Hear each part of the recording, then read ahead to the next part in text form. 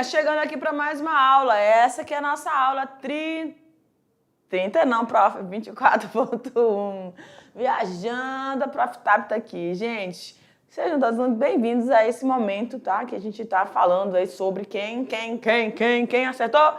É isso mesmo, Thiago. Você é fera, maninho. Você tá prestando atenção. Muito bem. Palmas para você. Vamos lá, Thiago. Então, junto com sua turma toda, junto a galera aí para prestar atenção, tá bom? Vamos lá, então. Aula 24.1, nós estamos falando sobre bubalinos. E o que a gente vai falar na aula de hoje sobre esses animais? Eu já deixo uma dica para você aqui, não só da aula, da vida. Eita. Atividade extraclasse. Se liga na atividade, olha o tempo passando, tic-tac, tic-tac, tic-tac. Nós estamos aí num processo de finalização, não é? Deixa eu vir para cá de novo. Estamos aí no processo de finalização. De que é, pessoal? Do ano, homem. Presta atenção. E aí, você precisa, então, se adiantar junto com a sua turminha para a gente ver aí as produções de vocês. A gente vai ficar muito feliz. Fala para o seu professor presencial, professora, manda atividade aqui que a gente está fazendo. Tem professores que nos mostraram atividades, cadernos lindos, maravilhosos. Não tem problema mandar para a gente não. Pode mandar no privado a gente, que a gente gosta de ver, tá bom? A gente gosta de estar acompanhando como é que vocês estão aí participando da aula. Aqueles professores que têm sala com 24 alunos, com 30 e poucos alunos, né? Gente, auxilia, dá ajuda aí para o professor, pelo amor de Deus, né? Olha, de ficar conversando a todo tempo, não, porque senão complica. Agora, aqueles professores que têm uma turma menor, 10, 8, fiquem aí muito tranquilos e qualquer dúvida dos seus estudantes, pode mandar aqui pra gente que a gente vai ter o maior prazer de responder, tá bom? Vamos lá, então? No quadro, olha lá, gente. Manejo e criação de bubalinos, parte 2. Eu não falei que a gente chegava na 2 porque a gente acabou de sair da 1. É isso aí. Nessa aula vamos falar então sobre manejo. Vou para o azulzinho só porque eu gosto de causar. Ó. Manejo de reprodução, manejo de produção, manejo de produção de leite, carne. Não, professora, calma que a gente vai explicar.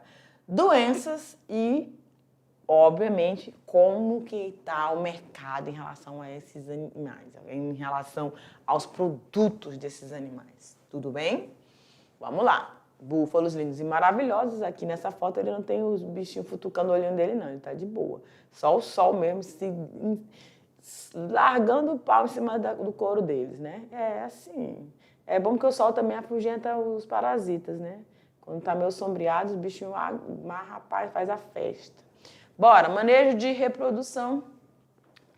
Os bubalinos apresentam-se bastante promissores para a exploração dessa pecuária com uma grande capacidade ou adaptação a essas condições climáticas. A capacidade reprodutiva e de desenvolvimento é considerada mais rápida que dos bovinos. Porém, quanto à produção de carne e leite, há um número menor de raças que podem fornecer esse produto. Então, isso, quando a gente estava falando ali sobre pontos positivos e pontos negativos, né, na outra aula, a gente vem para cá de novo enfatizando isso. Tá? Tem, sim, uma rápida reprodução, ou seja, rápida em relação ao bovino, tá, gente? Mas tem que ter toda uma atenção para esse momento, para essa chegada, né, desses bezerros que são novinhos. Então, todo cuidado para que eles cresçam e se desenvolvam de forma sadia, né? O manejo inicia-se, então, a partir da aquisição desses animais e vai permanecer até a sua produção ou parto. A sua reprodução, acredito, né? Ou parto ali, tá bom? Então, o cuidado... Eu acredito, gente, que isso aqui serve para qualquer tipo de criação, tá? Por quê? Como eu disse, eu sempre vou falando aqui nas aulas. O momento que você insere um animal, você passa... Deixa eu vir para cá, para o quadro, olhando para vocês. Aqui, ó. No momento que eu decido fazer uma criação, eu sou responsável pelaquela criação. Então, eu aquisicionei, eu adquiri, sei lá quantas cabeças... É minha responsabilidade a partir de então. Se eu vou fazer com que eu comprei lá as minhas fêmeas, separei lá os meus animais, que vão ser os reprodutores, né? Que vão estar sustentando, fazendo a manutenção do meu rebanho. Eu cuido bem deles lá, cuido bem daqueles que estão aqui e faço aquela seleção, né? Desses animais que vão aí substituir a longo prazo ali os nossos reprodutores. Então, o momento de gestação, momento de monta, o momento de gestação, o período que eles passam e o momento do parto, tudo isso precisa ser bem acompanhado, porque a gente sabe que alguns problemas podem acontecer no meio do caminho, né? Há uma exigência nutricional em relação ao período gestacional. Os bezerrinhos precisam estar bem nutridos, bem fortalecidos, isentos, o máximo possível, de doenças, porque existem doenças que determinada na fase inicial do seu desenvolvimento é morte na certa. Então a gente precisa prevenir isso, tá? Para não chegar nesse quadro, tá bom? Pode abrir para mim, diretora. Por isso é importante se atentar aos diversos aspectos que compõem esse manejo. E aí, dentre esses aspectos, o que a gente destaca? Vamos lá. O período de serviço. Isso corresponde ao tempo que vai do parto até a primeira cobrição fértil. Então, eu preciso estar atenta que essa fêmea que passou pelo processo de parto, eu tenho que ter uma observação em um tempo, né? Deixa eu ver se é aqui. O tempo de intervalo, o tempo de intervalo de parto. É a mais importante, depende de todas as práticas feitas no rebanho. E esse intervalo vai de 60 a 90 dias, né? Não deve ultrapassar 60 a 90 dias para alcançar uma cria por ano. Então, eu tenho que manter essa fêmea, né, em boas condições, sadias, teve ali um parto tranquilo, e aí até o próximo momento em que ela novamente vai ser fertilizada, né? E aí eu tenho aquele período, igual como os avestruzes que a gente falou também na aula, né? Tem que ter o período de... nesse caso aqui, diferente das aves, não tem todo aquele processo de cortejo, né, tal. Mas chega nesse momento que ela precisa ser coberta de novo, ou seja, precisa ser fertilizada de novo, tem toda uma questão fisiológica, liberação de feromônios, né? E, enfim. E aí tem também o que você vai selecionar para o tipo de fertilização, né? Que aí cabe aqui a esse outro aspecto. A eficiência reprodutiva do rebanho quanto à seleção dos reprodutores e matrizes, que a gente falou ainda agora, dependerá do nível de melhoramento genético implantado. Muito bem. Como o professor Jefferson sempre fala, você pode fazer isso sem uma intervenção genética ou simplesmente acompanhar a genética natural do animal. Mas independente daquilo que você vai escolher, ou como que você vai fazer isso, porque esse processo de você fazer a observação e retirar a melhor cria, que vai aí servir como seus reprodutores ou matrizes, é um processo mais lento. Então, quando eu tenho uma exigência mercadológica, vamos dizer assim, aí eu faço, então, eu já pego os meus reprodutores com um melhoramento, uma técnica de melhoramento genético. Então, eu fiz uma seleção de características que eu vou estar introduzindo nesse animal e que ele vai me manter aquela mesma produtividade, me atendendo em todos aqueles quesitos que eu tenho para minha produção, tá? O período de monta dos bobalinos pode ser feito de 3 formas, né? Ou a monta natural, então aquela questão que eu estava falando, dos feromônios, tudo, a receptividade da fêmea, isso tudo processo natural, né? Ou seja, a fêmea e o macho, eles conseguem se perceber nesse período e aí vão fazer o processo de reprodução normal, que a gente chama de monta natural. Aí temos a monta controlada e também nós temos a inseminação artificial. Então, independente do qual mecanismo que você vai utilizar dentro da sua propriedade, para a sua criação de búfalos, você precisa verificar a raça, você precisa verificar as características genéticas desses animais e aí você vai passar a seleção de que tipo de monta que você vai realizar. Ou se você quer fazer aquela sincronização, então você coleta o sêmen e faz a inseminação nas búfalas ali ao mesmo tempo, então você vai ter uma resposta mais homogênea, né? Vamos dizer assim. Certinho? Manejo de produção. O que significa isso, prof? Usualmente, gente, as explorações são feitas sobre sistemas extensivos, ou seja, é o mecanismo que você vai selecionar para criar esses animais. Esse é o manejo de produção. Então, normalmente você vai fazer o uso dos sistemas extensivos, tendo como base alimentar o quê? Pastagens nativas. Ou também podem ser cultivadas, na maioria das vezes, sem o concurso de alimentos concentrados, sendo pouco comum, ou seja, você não tem muitos insumos externos, né? Sendo pouco comum, até mesmo a suplementação de volumosos nos períodos de pior oferta alimentar. E aí a gente vai lembrar vocês novamente que mesmo no momento de pior oferta de alimento, esses animais em relação aos bovinos, eles são menos exigentes nutricionalmente. Então eles conseguem manter. Quando a gente fala assim que eles são menos exigentes, não é porque não, eu gosto de tudo, mas esses animais eles precisam manter as mesmas qualidades, tá? Seja para a produção de leite, seja para a produção de carne. Eles precisam manter a mesma qualidade. Então, eles têm esse aporte a mais, que eles conseguem ter essa manutenção, independente de estarem recebendo um alimento de menor qualidade. O búfalo vem sendo criado usualmente em pequenas e médias, olha que lindinho, meninos, e médias propriedades. A gente sempre, andando aí pelas estradas da nossa Rondônia, a gente encontra ali. Tem até uns que criam juntos, né? O gado, tudo soltinho. O gado e os búfalos, tudo junto ali. Grandes rebanhos são encontrados principalmente na região norte, onde se concentra 62% do nosso rebanho brasileiro. Olha. Estimando-se que cerca de 25 mil estabelecimentos se dediquem atualmente à sua exploração. Então, é um número bem considerável, né, gente? Esse número só tende a crescer a partir do momento que você vai conhecendo cada dia mais as raças, as suas peculiaridades, as suas exigências, né? A gente já viu que não são tantas, mas vai ter algum tipo de exigência.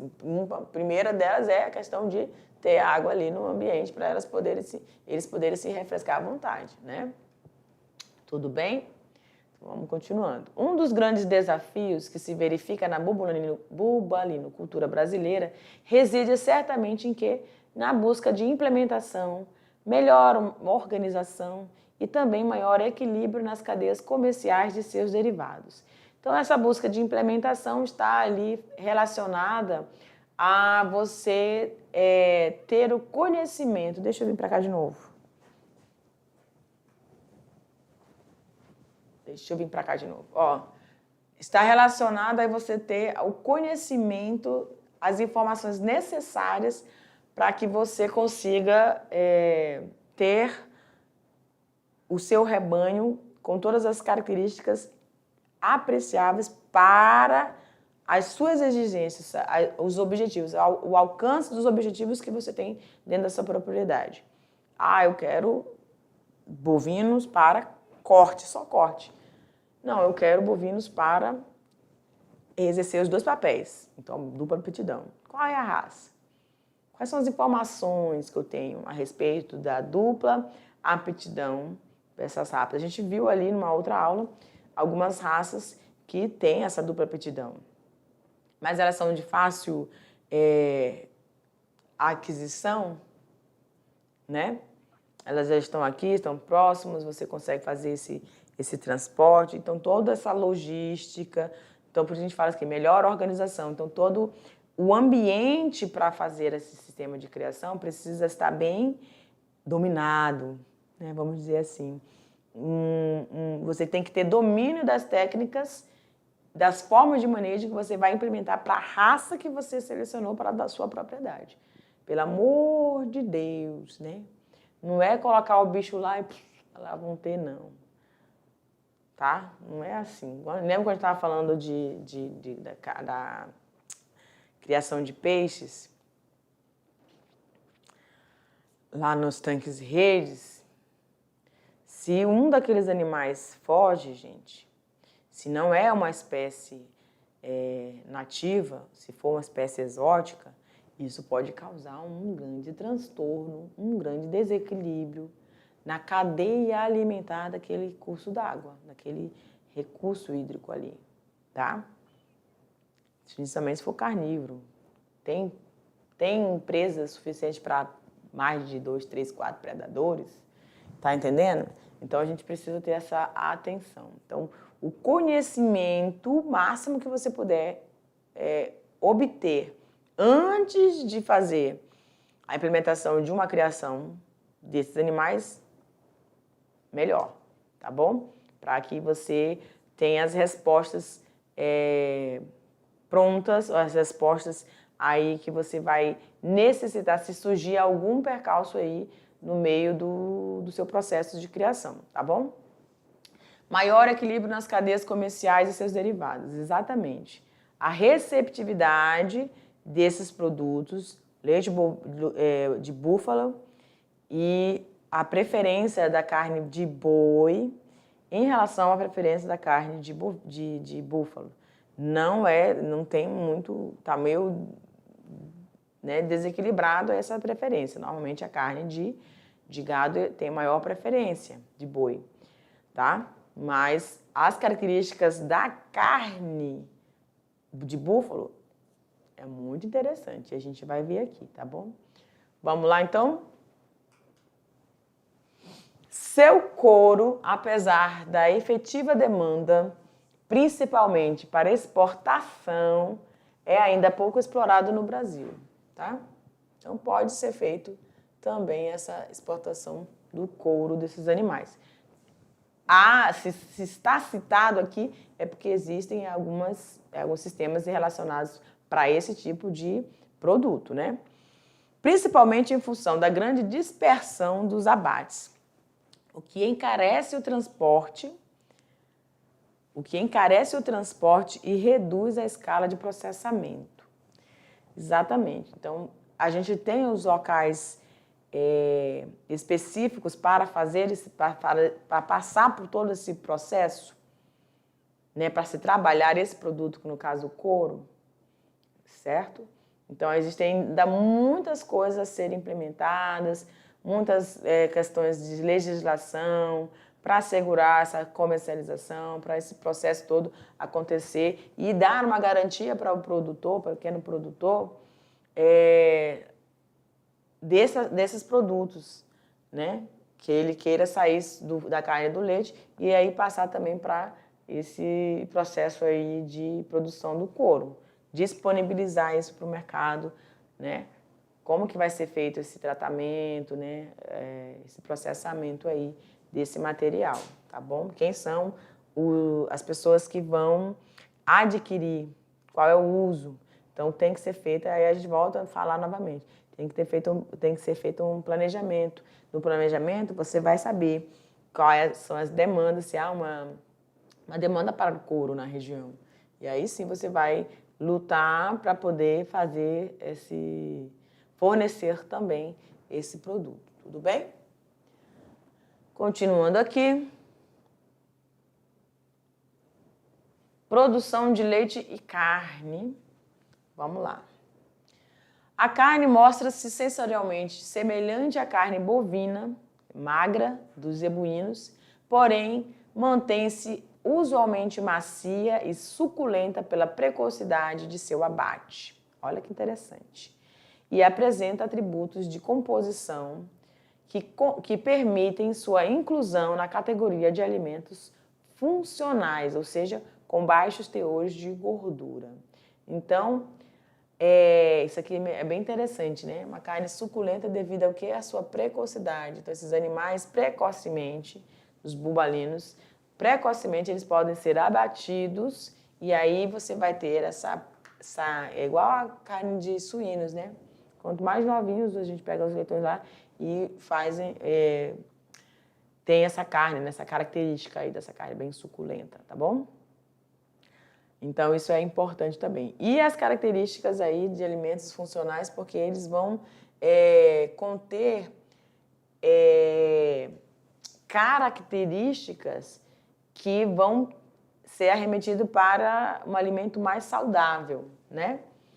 Com menos aí gordura e tudo mais, tá bom? Aí a gente tem esse quadro aqui maravilhoso que a gente vai fazendo essas inferências em relação à qualidade da carne de búfalo em relação à de boi. Então, o que a gente vai ter aqui? Deixa eu fazer de verdinho, tá bom? Então, primeiro eu vou fazer amarelinho. Quais são as características? Calorias, colesterol, proteínas e minerais, ok? Agora eu venho com a verdinha aqui. Deixa eu ver se ficou. Isso. Então, em relação aos búfalos, a gente tem aí, ó, 131% de calorias em 100 gramas da carne de búfalo em relação à de boi, que a gente vai ter aí 289.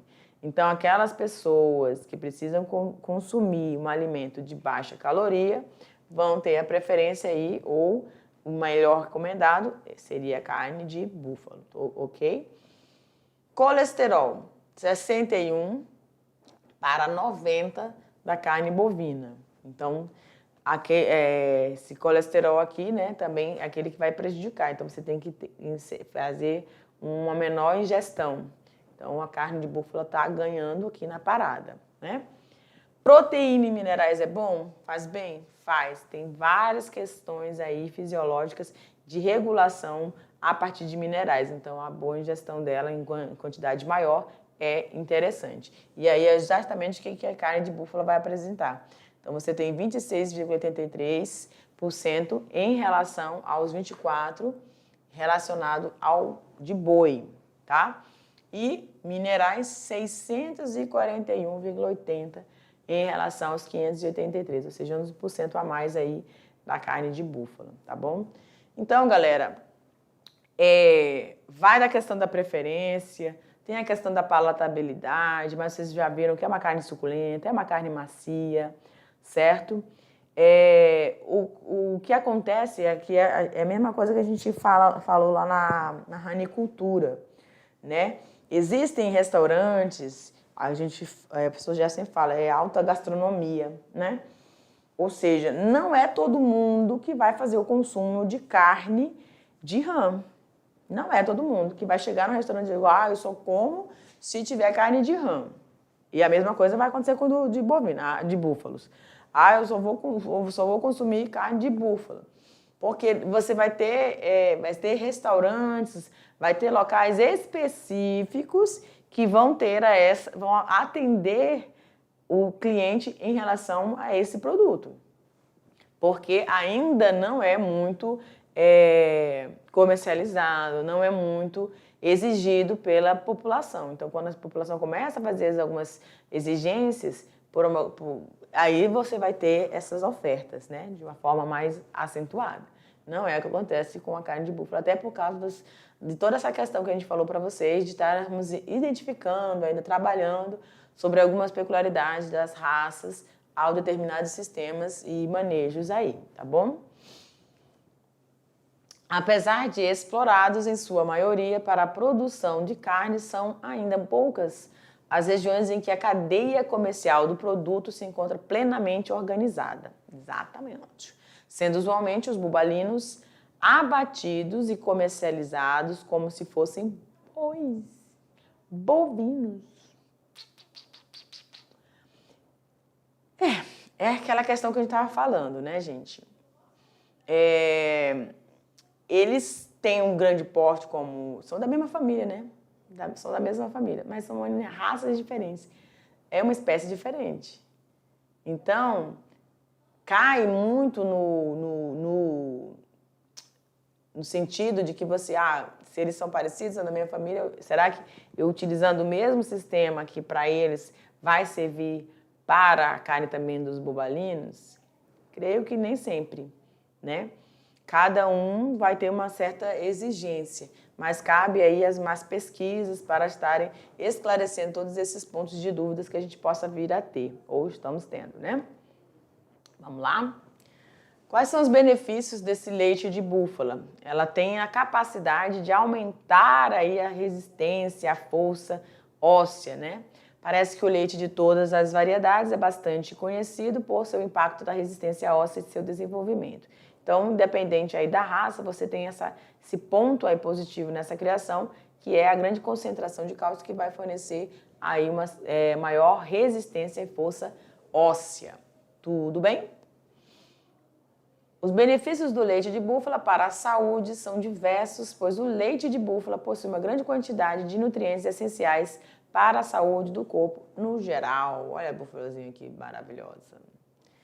O leite de búfala, na verdade, tem mais cálcio do que o leite de vaca, o que vai tornar ainda melhor para a prevenção de quê? Osteoporose. Pensa no negocinho que é complicado e que está aparecendo em faixas etárias mais jovens, né, gente? Está cada vez mais... É igual a questão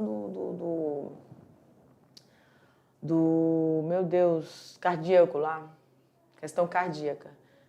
Muitos jovens, né? Muitos jovens aparecendo aí com situações que a gente não tinha antes.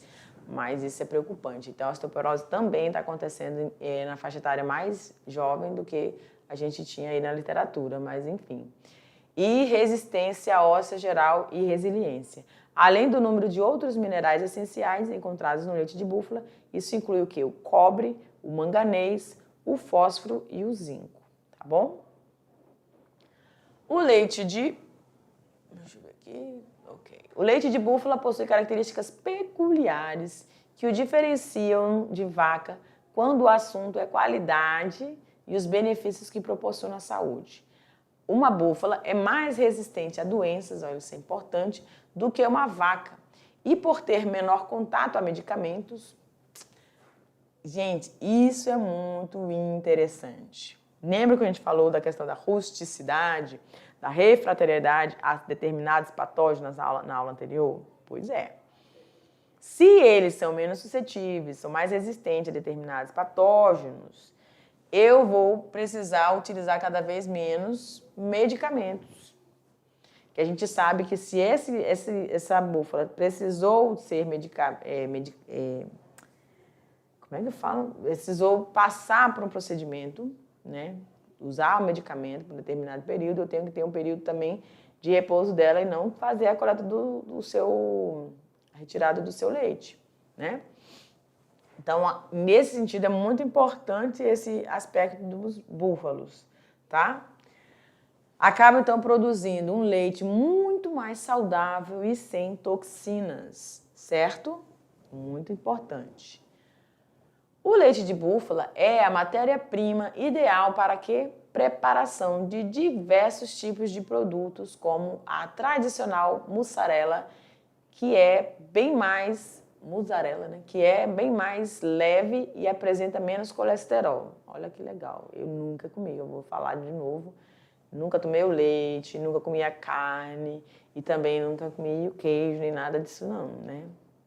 Mas se você já fez a prova, já degustou, manda pra gente aí, professor, é assim, assim, assado, tá bom? Pois possui um rendimento muito maior que o leite da vaca.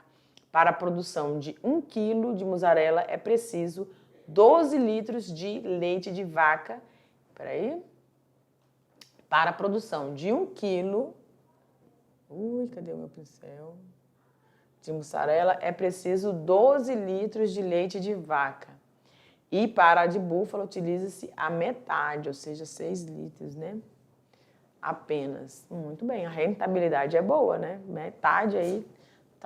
Só tá ganhando a búfala, só tá ganhando a bichinha. Mas, rapaz, vou começar a procurar esse leite.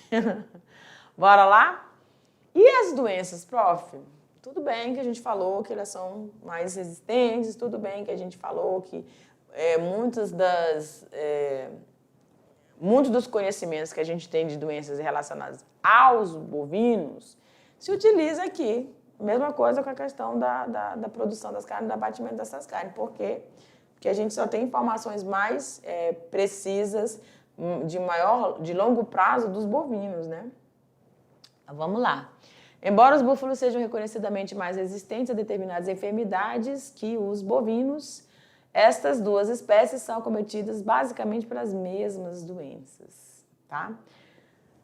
Quando comparado aí os patógenos, então os patógenos que afetam os bois podem afetar também os bovinos, os búfalos.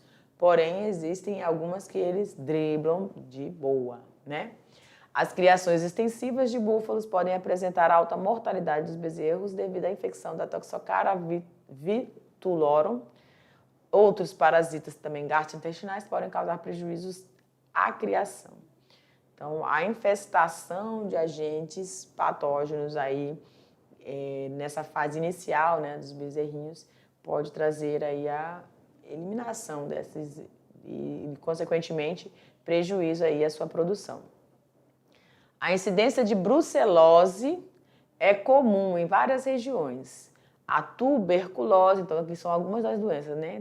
Brucelose, tuberculose também é um problema em algumas áreas, especialmente devido à coabitação com a espécie bovina. Você lembra que eu falei para vocês da agora, ou foi na outra aula, que a gente tem visto aí nas estradas a criação de gado bovino com o de búfalos, juntos, no mesmo pasto ali, né? E isso pode ser um ponto negativo, porque essa coabitação, esse momento que eles estão ali juntos, eles podem acabar contaminando um ao outro, tá bom? A leptospirose pode acometer os bubalinos também, pois os micro-organismos sobrevivem melhor em regiões úmidas. E eles gostam, né, gente? Gostam de água, que são as preferidas desses animais, tá bom? Então, muitos aspectos importantes. Brucelose, tuberculose e a leptospirose são uma das doenças aqui que acometem esse grupo de animais, tá bom? Então, todos os pontos de atenção são devidos. E o ponto de atenção, de alerta mesmo, é aqui para a questão desse contato desses animais com o ambiente aquático, que a gente falou que eles gostam de áreas de pantanais, áreas de várzeas, né? Que ficam em regiões alagadas, para que eles possam se refrescar, né? Devido à sua quantidade menor, mais reduzida de glândulas sudoríparas e pela pelagem escura, né? Que reflete e absorve muito mais calor. Outras enfermidades têm sido identificadas, entre elas a tripassonomíase, as filarioses. Caramba, até filariose nas bichinhas, tadinha. Filariose é aquela que o mosquito, né, tem uma larva na saliva do mosquito, ele pica, inocula essa larva, ela vai entrar ali no sistema linfático, causando inchaço, aquelas pernas parecidas de elefante, braços, né? É isso aí. Sarnas também piolhos, né? Do tipo a Hematópinus tuberculatus. Tudo bem? Então, aqui algumas dessas doenças que também estão ali presentes no grupo dos bovinos, mas também foram identificados dentro dos bubalinos. E em relação ao mercado, o que a gente tem aqui em relação ao mercado? No Brasil, a exploração de búfalos destina-se fundamentalmente à produção de carne, porém, a partir dos anos 80, 90, verificou-se um interesse crescente em sua exploração leiteira e com duplo propósito, né? Carne e leite. Então, galera, as raças... Deixa eu vir para cá de novo. Olha só, as raças que têm essa dupla aptidão, que a gente viu na aula 23, né, se não me engano, elas são, hoje, são as que são mais aquisicionadas dentro das propriedades para que você tenha essa... Até porque, gente, pensa bem aqui comigo, a gente estava discutindo sobre isso, tudo isso na aula. A carne, o local de abatimento, o local de processamento dessa carne, ainda tem algumas barreiras, algumas limitações. Elas têm sido trabalhadas nos mesmos ambientes que tem sido processada a carne de gado. Mas isso é o certo? Isso é o que precisa estar acontecendo mesmo? Ou precisa ter uma destinação diferenciada? Precisa ter um local específico para esse processamento, né? Como eu venho falando, todas essas perguntas, elas podem ser, estão sendo respondidas a partir do conhecimento dessas criações. Por isso a gente tem ali no campus de Rolim de Moura, né, Universidade Federal ali de Rolim de Moura, esses estudos. Então você que é curioso, vai e acompanhe o que já tem sido descoberto, quais foram as recomendações, quais são as espécies aí dessa dupla aptidão, né? Como que tem sido, o que tem sido fornecido para que esses animais ganhem peso de forma satisfatória, em relação às suas crias, né? Quais são as que têm produzido ou se reproduzido de forma mais satisfatória, né? Cujos filhotes, né? Os bezerrinhos, apresentaram uma maior resistência. Isso já tem resposta para isso, né? Então, tudo isso pode ser levantado e está com certeza sendo levantado para que a gente tenha um manual, vamos dizer assim, um manual ou um local onde você vai recorrer para determinadas respostas de alguma situação aí, de algum percalço dentro da sua propriedade para a criação de uma dessas espécies que a gente falou, das 4, né? Murrá, Jafarabaldi, Carabal. Então, quais delas estão mais adequadas a esse processamento aí, tá bom? E aí a gente só pode fazer isso se a gente continuar na pesquisa, continuar buscando essas respostas e essas soluções, tá certo? E cabe a nós, né, que somos consumidores, a exigir, né, soluções para alguns determinados problemas, principalmente em relação ao que é o consumo de alimento. E a gente tem aí o leite e a carne desses animais que a gente viu que só tem características positivas. Então, vale a pena investir nesse processo. Tá bom, galera? A gente vai finalizando a nossa aula aqui e depois a gente vai se ver na nossa revisão, tá bom? Um grande abraço para você. Até mais.